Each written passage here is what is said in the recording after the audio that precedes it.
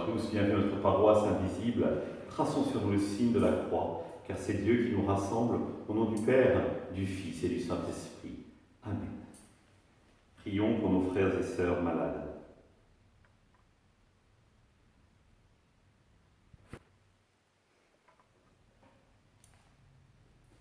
Prions pour les soignants et tous ceux qui œuvrent pour le bien commun.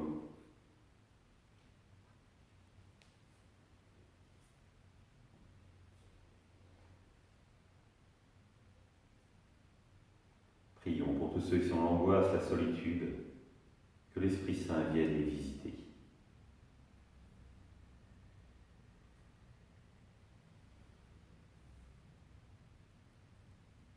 Pour montrer notre communion, je vais maintenant allumer cette bougie au cierge pascal.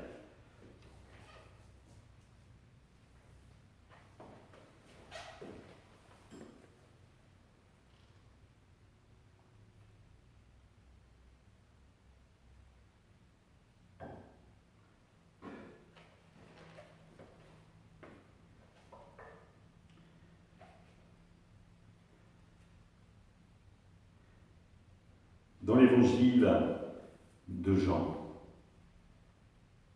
Jésus disait à Nicodème, « Car nul n'est monté au ciel, sinon celui qui est descendu du ciel, le Fils de l'homme.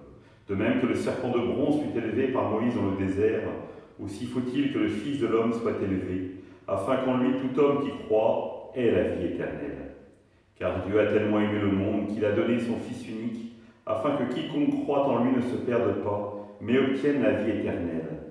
Car Dieu a envoyé son Fils dans le monde, non pas pour juger le monde, mais pour que, par lui, le monde soit sauvé. » Acclamons la parole de Dieu, louange à toi, Seigneur Jésus. La nuit a dû sembler donc bien longue à Nicodème.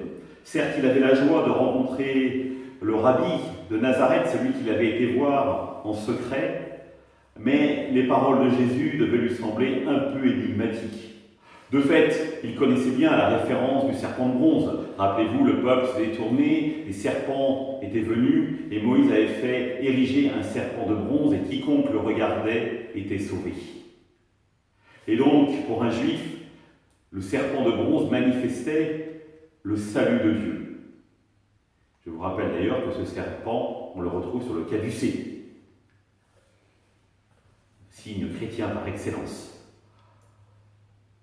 Mais ce qui est essentiel finalement, c'est que Jésus nous révèle de sa propre identité. Il parle de lui, mais comment Nicodème peut-il penser qu'il parle de lui? De fait, il voit bien que Dieu a toujours venu au secours de son peuple, mais comment imaginer que Dieu l'aimerait tellement qu'il enverrait son Fils par amour? Et son Fils, non seulement son Fils, mais son Fils qui va mourir sur une croix. Comment? Car Dieu a tellement aimé le monde qu'il a envoyé son Fils unique. Souvent, nous sommes tellement habitués à la croix du Christ que nous n'y pensons même pas, elle nous paraît naturelle. Alors que saint Paul nous rappelle qu'elle est scandaleuse, que le juste meurt sur la croix. Mais ce qu'il faut voir sur la croix, et c'est toute la dimension de la fête de la croix glorieuse que nous fêtons aujourd'hui, c'est Jésus élevé dans la gloire de son Père. Un théologien, Jürgen Moltmann, disait « Sur la croix, il voyait l'homme mourir, et d'autres voyaient le Fils élevé vers le Père. » C'est à nous qu'il appartient aujourd'hui de regarder, de contempler la croix et dans la foi, de voir cette croix glorieuse où nous voyons l'offrande d'amour du Père et la réponse aimante du Fils. Dieu a tellement aimé le monde qu'il a donné son Fils unique. Et nous n'aurons jamais assez de nous émerveiller devant cela. Lorsque quelqu'un vit le sacrement de réconciliation avec moi, je lui pose toujours la question « Où vois-tu les merveilles de Dieu dans ta vie ?» Et je dois bien dire, frères et sœurs, très rarement on me répond dans la croix. On dirait que l'on parle facilement de la résurrection, mais la croix, il y a comme une impasse. Nous évitons d'en parler.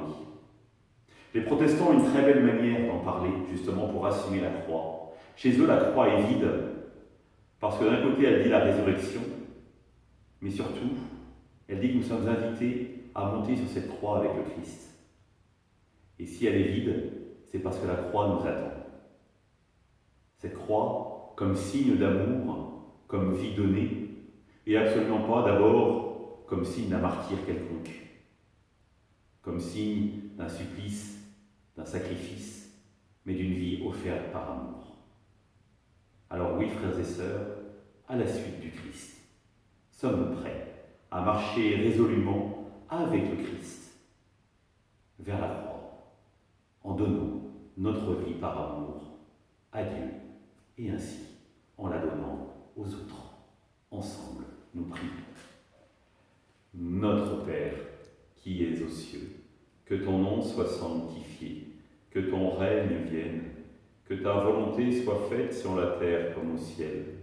Donne-nous aujourd'hui notre pain de ce jour. Pardonne-nous nos offenses, comme nous pardonnons aussi à ceux qui nous ont offensés. Et ne nous laisse pas entrer en tentation, mais délivre-nous du mal. Amen.